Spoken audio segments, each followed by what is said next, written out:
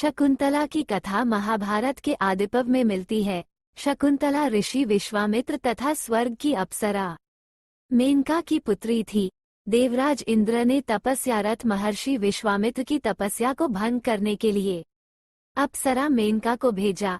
मेनका की सुंदरता से मोहित विश्वामित्र से मेनका गर्भवती हुई और एक कन्या को जन्म दिया। मेनका ने उसे जन्म होते ही त्याग दिया था।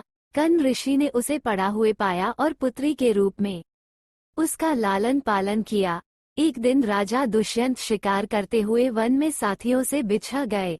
वहां भटकते समय उन्होंने शकुंतला को देखा।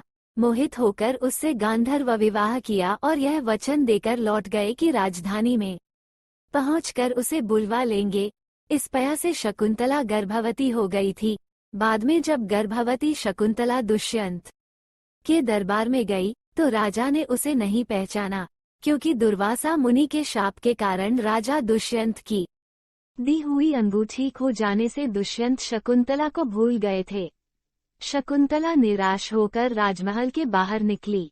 उस समय उसकी मां मेनका उसे उठा ले गई और कश्यप ऋषि के आश्रय में उनके आश्रम में रखा, जहां शकुंतला ने एक पुत्र को जन्म दिया। कुछ दिनों के बाद एक मछुआरा मछली के पेट से मिली अंगूठी राजा को भेंट करने आया। इस अंगूठी को देखते ही दुष्यंत को शकुंतला की याद आई। इसके बाद दुष्यंत ने शकुंतला का ढूंढना शुरू किया और पुत्र सहित उसे सम्मानपूर्वक राजमहल ले आए। इसके बाद शकुंतला और दुष्यंत सुख पूर्वक जीवन बिताने लगे। कहा जाता है कि उनके पुत्र भरत के ही नाम पर दक्षिण एशिया के सबसे बड़े देश का नाम भारत कहलाया जाता है। भरत के वंश में ही पांडव और कौरवों ने जन्म लिया तथा उनके ही बीच महाभारत नामक विश्वविख्यात संग्राम हुआ।